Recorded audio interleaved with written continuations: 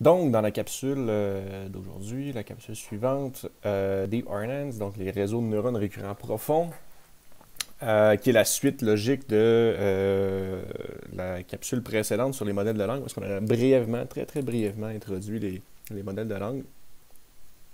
Le concept d'un modèle de langue, qu'est-ce que c'est, qu'est-ce que ça sert à, qu'est-ce qu'on tente de faire, on tente de prédire le prochain mot. Et je vais introduire aussi une tâche qui est connexe à prédire le prochain mot, qui est en fait la génération de langage. On va voir un peu en fait, comment ça se fait. Mais intuitivement, si on est capable de prédire le prochain mot, ou si on a une bonne idée de qu'est-ce que le prochain mot, bien, inévitablement, on devient apte à générer du contenu textuel, ce qui devient relativement intéressant. Et donc, on va voir avec les réseaux de neurones profonds, récurrents, appliqués au modèle de langue, c'est quoi les différentes avancées qui ont été faites à ce niveau-ci. Et le modèle qu'on va présenter dans cette capsule-là, c'est celui de Salesforce qui a été développé, si je me souviens bien, c'était dans les alentours de 2017-2018. Où est-ce qu'on a fait... Ça le sait jusqu'à ce jour. Oui, ben, il y a eu quelques petites améliorations, évidemment. Mais bref, l'architecture proposée et les différentes... principalement, les avancées qui ont été proposées par Salesforce, c'est en termes de régularisation sur le réseau de neurones récurrent à multicouches. Mais on va voir justement comment on design un Deep RNN et on l'applique au modèle de langue. Donc, Deep RNNs. Donc, on connaît les réseaux à convolution très profonds. On a des ResNet 152 couches.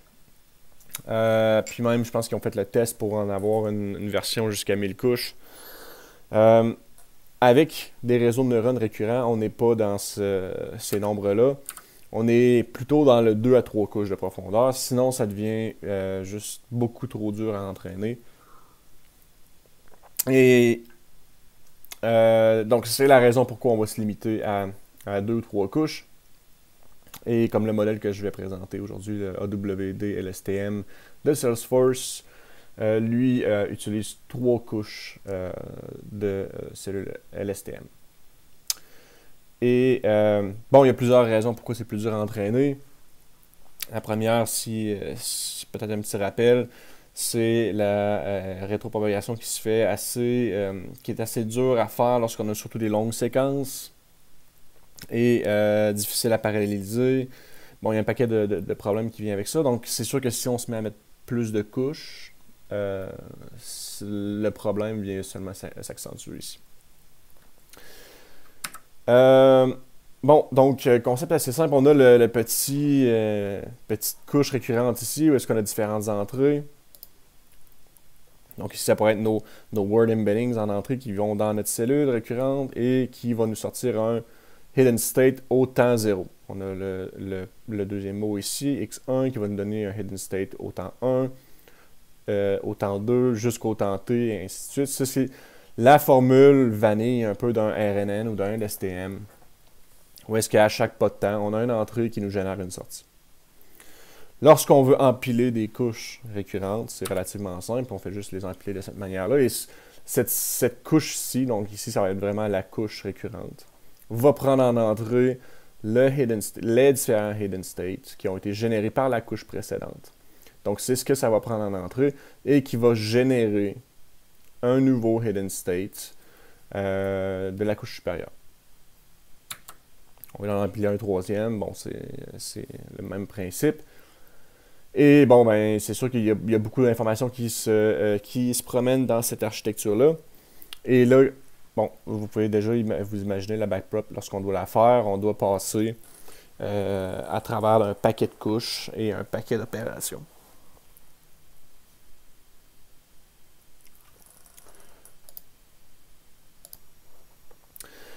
Donc, on va se diriger vers la génération du langage, juste pour voir une certaine application des modèles RNN, mais aussi une application des modèles qui sont les modèles Deep RNNs.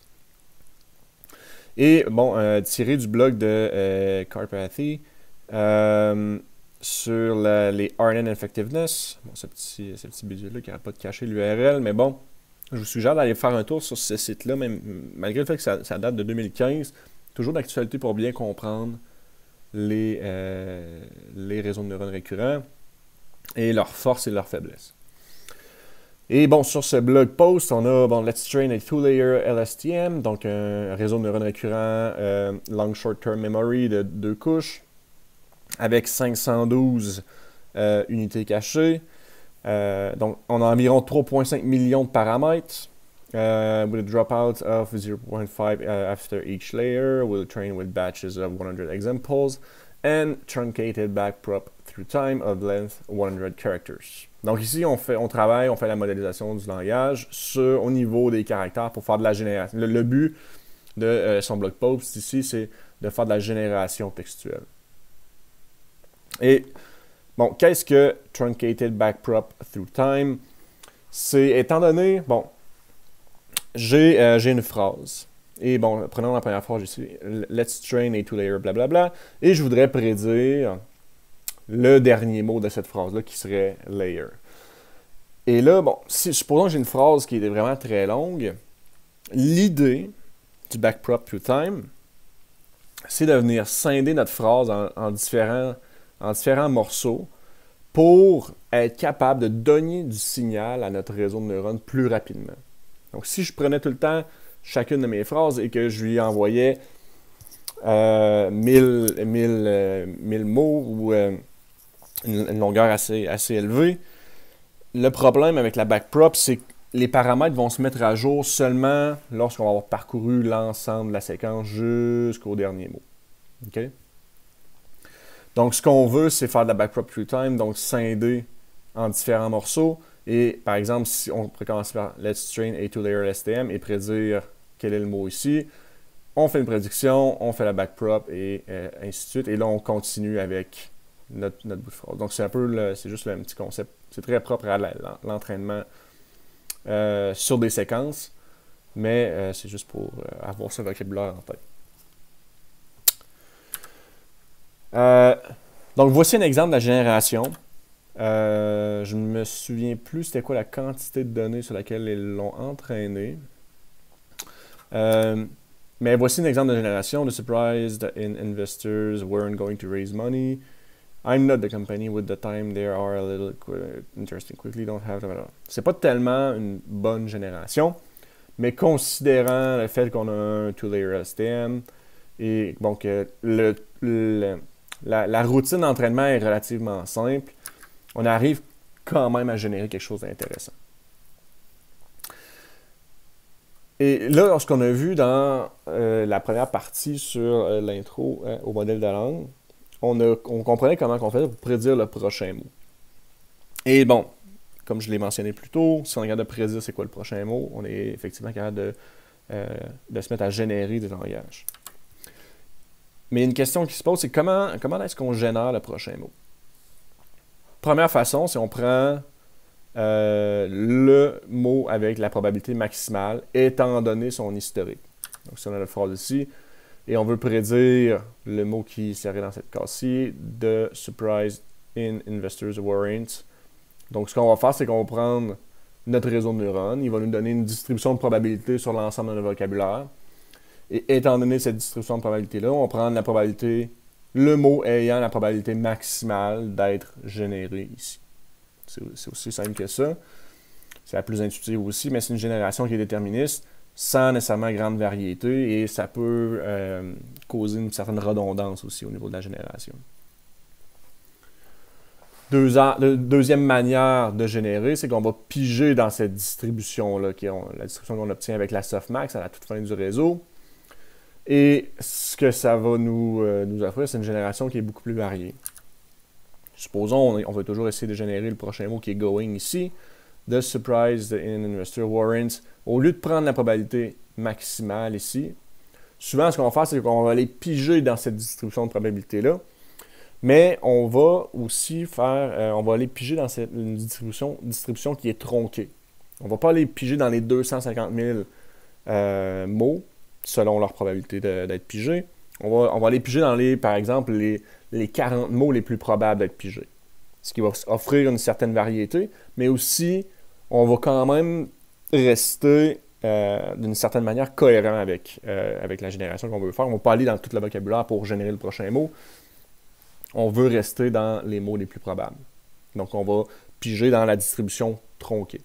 Et là, lorsque je parle de piger dans cette distribution-là, dans la distribution qui a été estimée par le modèle de langue sur l'ensemble du vocabulaire, le modèle de langue nous donne une distribution sur l'ensemble du vocabulaire et on va piger selon les probabilités à ce temps-là, au temps T, où est-ce qu'on tente de prédire le mot.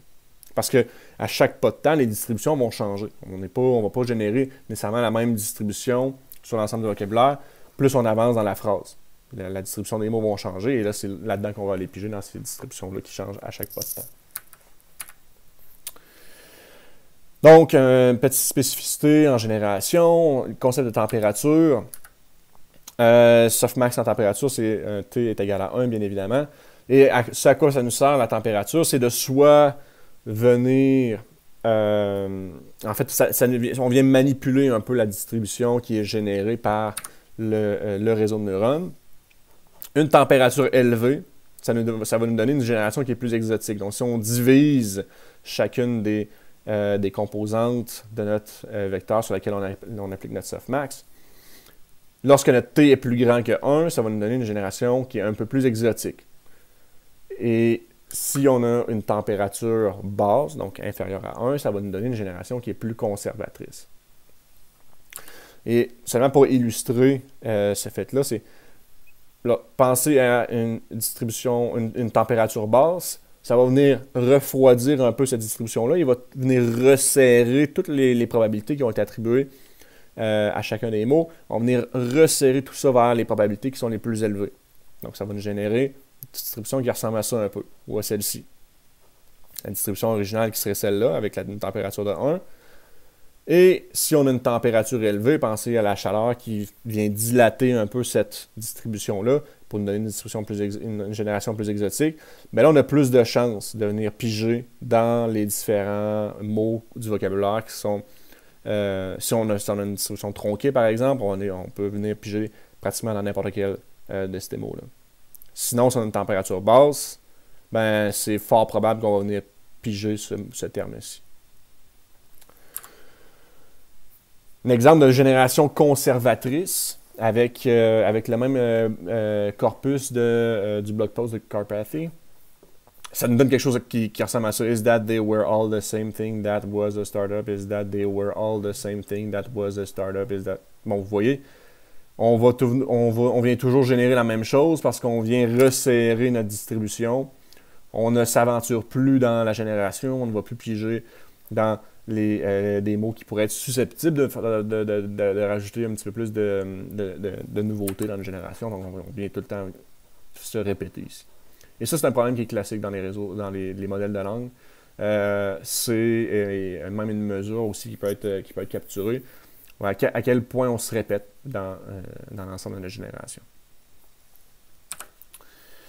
Donc, pour plus d'exemples, je vous suggère d'aller voir le site web de Carpathy, son blog post ici, RNN Effectiveness. Super intéressant, puis ça nous permet de bien comprendre comment on peut arriver à nos fins, à entraîner un réseau de neurones récurrents et en faire de la génération textuelle. Entraîner un modèle de langue, finalement. Donc, il y a plusieurs enjeux actuellement en génération du langage. C'est un problème qui est excessivement dur parce qu'il y a plusieurs manières d'exprimer une pensée. Donc, si on veut évaluer ces modèles-là, ce qui devient un problème, c'est qu'il y a plusieurs bonnes réponses. Et les bonnes réponses peuvent être exprimées de manière vraiment différente. Mais bon, bref, j'ai tiré cette liste d'enjeux du dernier workshop qui a eu lieu récemment. Je pense que c'est l'été dernier au Minnesota ou à Seattle. Bref, c'est un workshop sur le Natural Language Generation et c'est les avenues de recherche qu'on voit le plus souvent. Donc, au-delà du maximum likelihood, donc la cross-entropie comme on a vu à l'entraînement, comment on pourrait arriver à entraîner un réseau, un modèle de langue d'une autre manière qui servirait aussi à favoriser peut-être le style de génération ou contrôler cette génération. Donc, beaucoup de travail qui est fait en reinforcement learning, évidemment, et en entraînement adversarial, donc les Generative Adversarial Neural Networks. Donc, il y a beaucoup de travail qui est fait pour essayer de traficoter notre fonction de perte, qui est actuellement la cross-entropie, pour essayer d'utiliser peut-être du reinforcement learning ou de l'entraînement adversarial. Il y a aussi beaucoup de travail qui est fait en génération à partir de templates. Donc, partir de zéro, c'est relativement dur pour un modèle de langue, à moins qu'il soit excessivement performant. Donc, souvent, ce qu'on veut peut-être essayer de faire, c'est de partir à partir d'un template, donc d'une espèce d'une phrase trouée, où est-ce que ce que le modèle aurait besoin de faire, c'est simplement de venir remplir les trous selon le contexte dans lequel on se retrouve et selon les données qu'on a besoin d'y retrouver. D'autres concepts aussi ici qui se retrouvent, donc probablement que c'est quelque chose que vous avez déjà un peu, un terme que vous avez déjà rencontré, le teacher forcing. Teacher forcing, essentiellement, bon, je vais retourner avec une séquence ici. Teacher forcing, ok. Prenons juste une couche, ça va être plus simple. J'ai un terme ici, x0. Et là, on est dans le concept de modélisation de la langue. Ce qu'on veut ici dans notre problème, c'est que notre petit réseau de neurones, notre petit A ici, soit capable de bien prédire les prochains mots. Donc, j'ai un premier mot, x0. Souvent, bon, question technique, on va commencer avec un jeton qui s'appelle le start token. Donc, il nous dit on commence une phrase. Donc, je commence une phrase et je tente de prédire le prochain mot. OK? Et si le prochain mot, c'est, par exemple, Jean, voici ma prédiction. J'ai une... Bon, je calcule ma perte. Est-ce que je me suis trompé ou pas? Est-ce que c'est le bon mot? Parfait, oui, non. On a la backprop qui se fait, ainsi de suite. Et là, c'est si le deuxième mot, c'est Jean se, qui était notre phrase originale de la capsule présente, c'est Jean se dirige vers le bord, blablabla. Le teacher forcing, ce qu'est exactement le teacher forcing, c'est de dire j'ai mon premier jeton, je l'injecte à mon réseau de neurones, je fais une prédiction. Ce qu'est le teacher forcing, c'est de dire je vais calculer mon erreur avec ma prédiction, mais je n'utiliserai pas cette prédiction-là pour l'injecter dans mon réseau. Je vais prendre la vérité, le mot qui se trouve ici réellement dans mon corpus, et l'injecter dans mon réseau de neurones pour faire la prochaine prédiction. Même chose ici, je fais une prédiction, je calcule ma perte, backprop, on jette la prédiction, on utilise le vrai terme. Là, c'est peut-être pas clair de dire je jette la prédiction, mais voyez ceci, une autre manière de faire, qui est la suivante. Je pourrais à la place injecter mon x0, faire une prédiction, calculer ma perte, on fait la backprop, ainsi de suite. Mais là, ce que je vais faire au lieu de prendre le terme ici, c'est que je vais prendre ma prédiction et venir l'injecter à mon réseau de neurones. OK? Donc, au lieu de prendre la vérité ici, donc de faire du teacher forcing, je vais aller utiliser ma prédiction, l'injecter à mon réseau, voir est-ce que j'ai prédit le bon mot ici, oui, non, calcule ma perte, backprop, ainsi de suite. Et là, vous voyez que on se met à ne plus utiliser les véritables mots. Mais en fait, on va les utiliser à l'entraînement, bien sûr. On ne les utilise pas en entrée à notre réseau. On ne fait pas du teacher forcing. Et bon, il y avait un terme dans l'autre slide, mais je vais juste rester sur cette slide-là encore quelques temps. Souvent, ce qu'on va faire, et bon, en modélisation de la langue, lorsqu'on va entraîner un modèle state of the art, on ne fait pas du schedule sampling, la méthode qu'on appelle. On y va tout le temps directement teacher forcing, et souvent, teacher forcing nous offre quelque chose de bien. Le concept de schedule sampling, c'est de dire, on va commencer par utiliser, par faire du teacher forcing, parce qu'au début, notre réseau, il n'est pas tellement bon. Il ne sait pas comment modéliser la langue, il ne sait pas c'est quoi les prochains mots. Donc, on l'entraîne, on commence à plusieurs pas, plusieurs époques à faire du teacher forcing et graduellement, notre réseau s'améliore.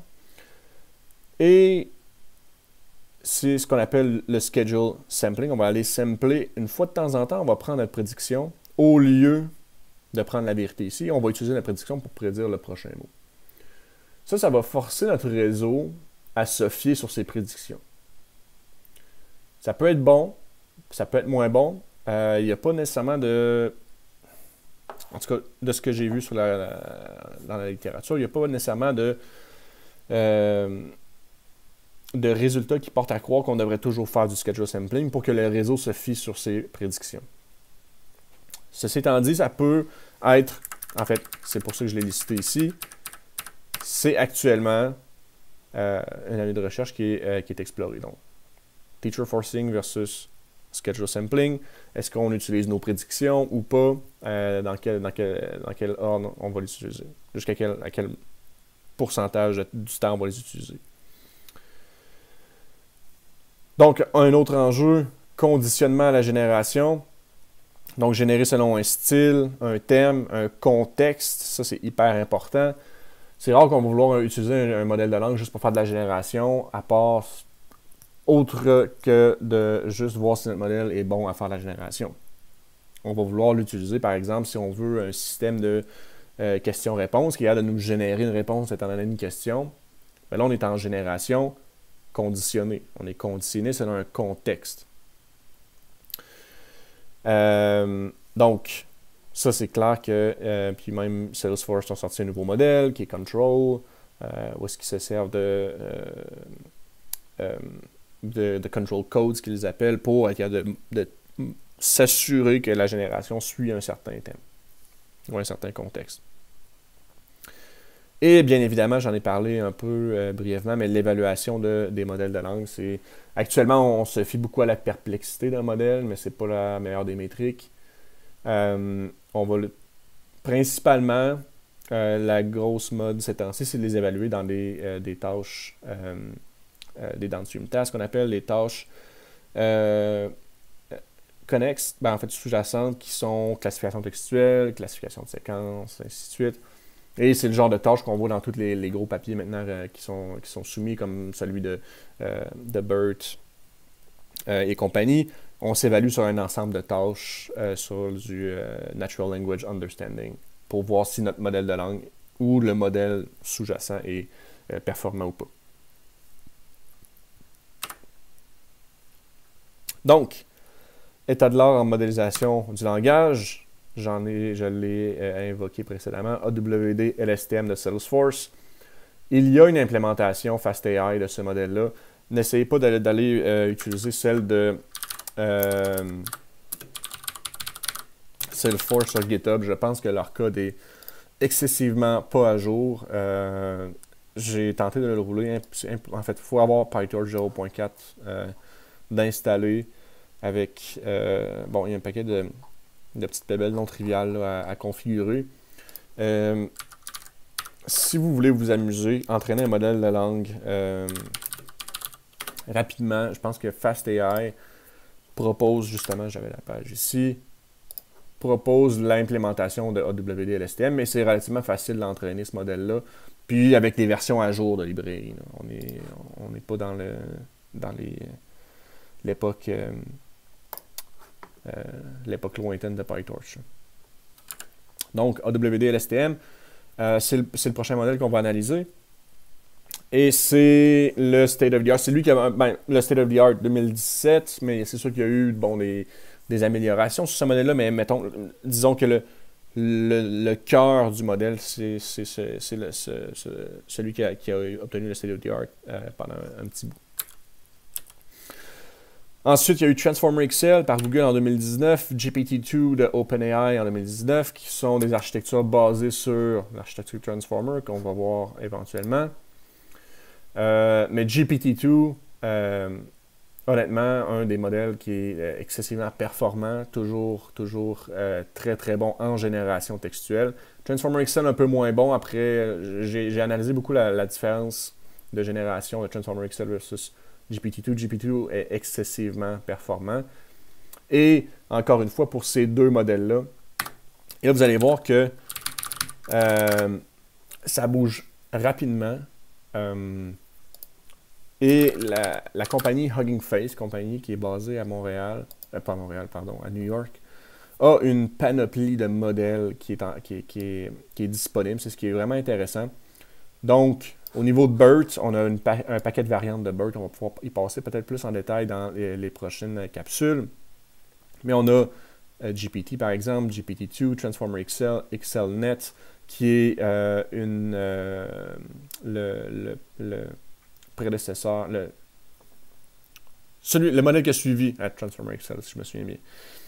XLM, modèle multilingue. Bon, Roberta, qui est on a changé la boucle d'entraînement de BERT. Bon, vous voyez qu'il y a Control de Salesforce, Camembert, qui est BERT en français. Bon, on a un paquet de modèles qui sort. On peut se perdre assez facilement. C'est très, très dur de se garder à jour. Mais bref, si vous voulez, dès que vous voulez commencer à travailler avec ce style de modèle-là, basé sur des Transformers, Hugging Face les ont tous. C'est pas la première chose à faire, honnêtement. Ça, c'est mon humble opinion. Pas la première chose à faire parce que ces modèles-là, et si vous voulez une baseline, si vous voulez entraîner un premier modèle récurrent ou un premier modèle de langue qui est un modèle qui est somme toute assez profond. Bon, RWD, LSTM, c'est un modèle sur 3 couches. Mais ces modèles-là sont hyper gourmands en ressources computationnelles.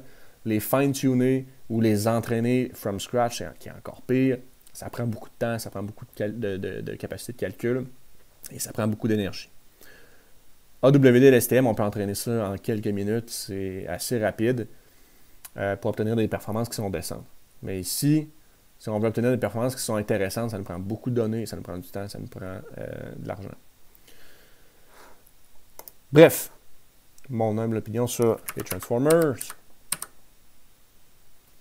Et on va discuter un peu de AWD et LSTM. C'est quoi les astuces qui ont été apportées? Comme je mentionné précédemment, c'est surtout des astuces au niveau de la régularisation.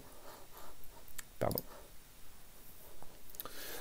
Donc, on a des embeddings de mots en entrée pour ce modèle-là, bien évidemment, et non pré-entraîné. On part tout le temps d'une architecture from scratch, surtout quand on a un modèle de langue. Il n'y a pas vraiment d'intérêt à pré-entraîner nos embeddings sur un corpus de texte, parce que de toute façon, on va entraîner ce modèle-là, le modèle de langue, sur le corpus de texte.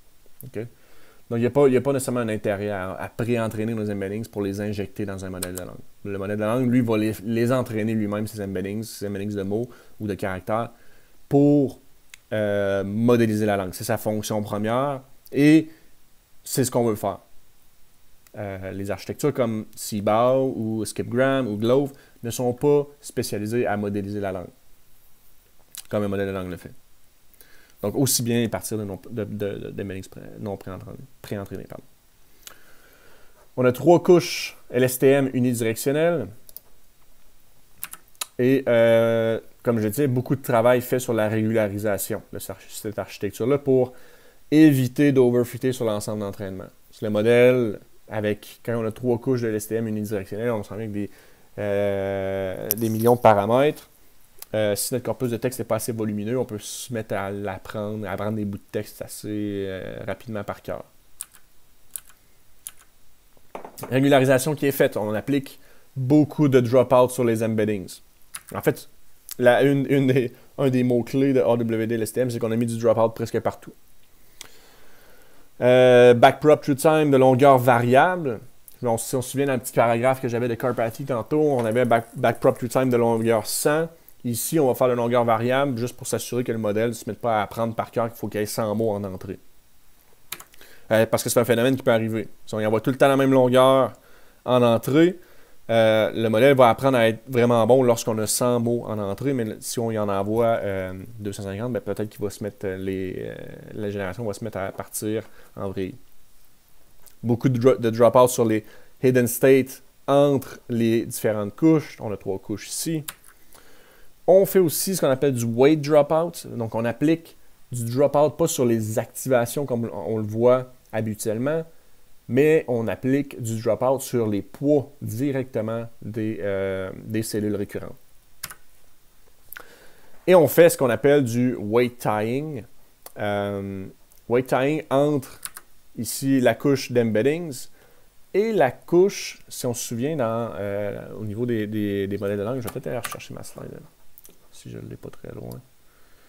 Celui-ci. OK. Si on se souvient avec cette architecture-là, bon, on a une couche d'embedding qui nous fournit ces vecteurs-là. Donc, cette matrice-là va être de, par exemple, si j'ai 250 000 mots en entrée, pas en entrée, pardon, dans mon vocabulaire, si j'ai 250 000 mots dans mon vocabulaire, une dimension D, j'ai donc une matrice 250 000 par D. OK? Comme on a vu dans les vidéos, la capsule d'embeddings.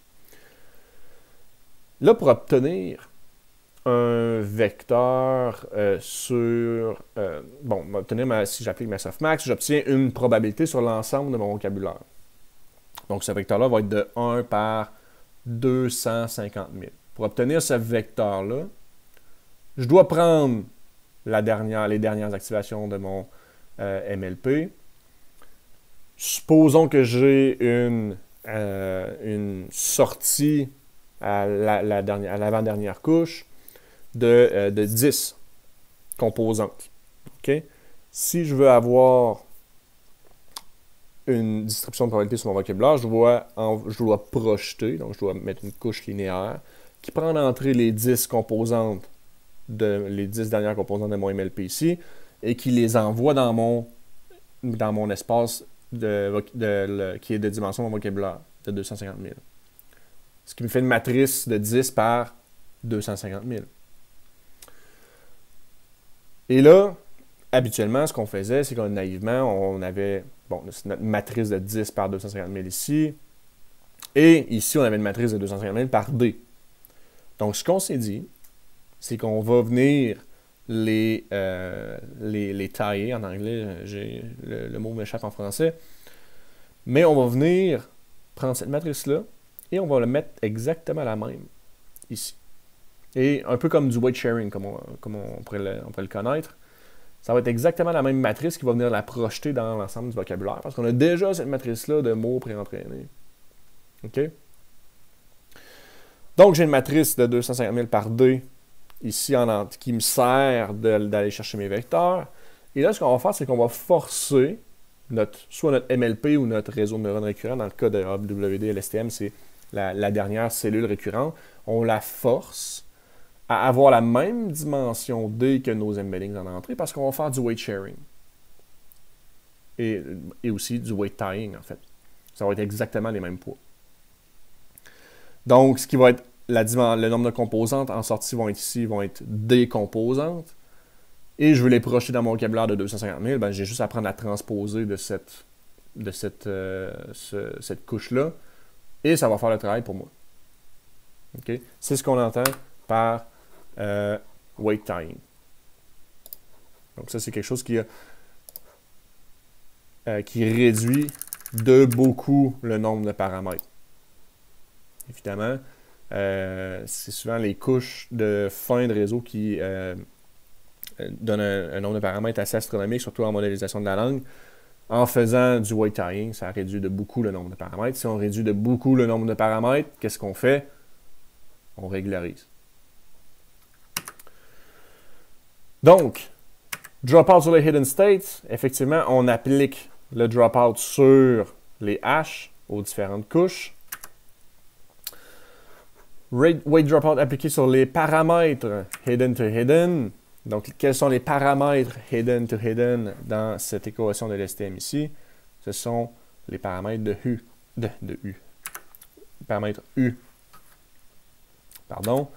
Et c'est pour prévenir l'overfitting sur la connexion récurrente de la cellule.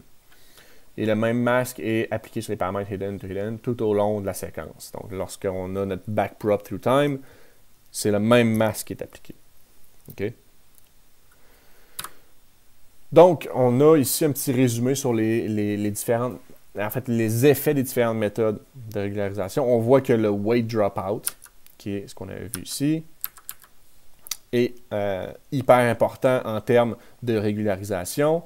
On a aussi, en deuxième place, le hidden dropout entre les couches récurrentes, qui était ça ici que j'ai présenté. Et bien sûr, le Embedding Dropout. Embedding Dropout, on applique du dropout directement sur les vecteurs de mots, tout simplement. OK? Et c'est ce qui clôt un peu l'introduction à AWD et l'STM. Je vous invite à aller lire le papier. En fait, il y a une série de papiers qui ont mené à ce modèle-là, qui sont assez intéressantes. Donc, les astuces de régularisation, c'est hyper intéressant de les connaître plus en profondeur. Et maintenant, d'autres modèles, Transformer XL, qui commencent à être pratiquement désuets, malheureusement. C'est sorti en 2019, je pense, mais je ne sais pas s'il est activement utilisé. GPT-2, hyper pertinent de connaître, en fait, GPT et GPT-2, qui est tout simplement un modèle plus gros avec plus de données. Mais somme toute, hyper pertinent de voir ce modèle-là. On va le voir dans les prochaines slides. J'ai mis BERT avec une étoile ici. BERT n'est pas un modèle de langue à proprement... Bon, c'est pas un modèle de langue qui est causal, qu'on appelle. On n'a pas une liste de mots et on tente de prédire le prochain. BERT est basé sur un objectif d'apprentissage qui s'appelle le Mask Language Modeling, où est-ce qu'on a justement une phrase trouée et on essaye de prédire les mots qui sont dans les trous. Ça ne nous permet pas de faire directement de la génération textuelle, mais on peut arriver à en faire si on traficote cette architecture-là. Mais BERT offre des performances excessivement intéressantes pour les tâches qu'on veut réaliser, comme la classification textuelle, du sequence labeling, question answering, et ainsi de suite. Donc, BERT, il y a beaucoup d'engouement sur ce modèle-là, tout simplement parce qu'il est vraiment très bon à pas générer du texte. GPT va être beaucoup meilleur, mais il est très bon pour les tâches qu'on tente d'accomplir, tâches subséquentes. Et ces modèles-là, on va les voir lorsqu'on va avoir introduit les modèles d'attention. Donc, pourquoi on introduit les modèles de langue dans un cours de deep learning assez général? C'est très propre au NLP, mais il y a une importance désormais des modèles de langue qui sont utilisés presque tout le temps, dans presque toutes les tâches, en fait. On va utiliser un modèle de langue pré-entraîné pour arriver à obtenir si on veut obtenir des performances qui sont state of the art. Dépendamment du jeu de données, toujours, et du contexte, mais habituellement, on peut arriver à obtenir des performances state of the art avec un modèle pré-entraîné. C'est un peu l'avènement du ResNet pré-entraîné en vision numérique. Maintenant, si on veut faire de la classification d'images, on va prendre un ResNet pré-entraîné, on va le fine-tuner sur notre dataset. Bon, c'est un peu la même chose qu'on va faire avec les modèles de langue, sauf que les modèles de langue, c'est un petit peu plus gourmand en ressources computationnelles, mais c'est sensiblement la même chose qu'on va faire. On va prendre un modèle de langue pré-entraîné, on va le fine-tuner sur notre jeu de données. Donc, aussi, dans plusieurs autres modèles de NLP, utilisé pour la génération textuelle, ça, on en a parlé, traduction automatique, question answering, reading comprehension, summarization et beaucoup plus. Et on va voir que, bon, une des premières introductions d'un modèle de langue pré-entraîné qui a atteint des performances vraiment intéressantes sur différentes tâches, c'est c'est Elmo, qui a été appliqué à une panoplie de tâches de classification qui sont justement question answering, reading comprehension, summarization, je pense pas qu'il ait été appliqué à cela, mais on va voir des différents exemples de Elmo, qui est un modèle proposé par la Allen Institute, qu'on va voir dans la prochaine lecture.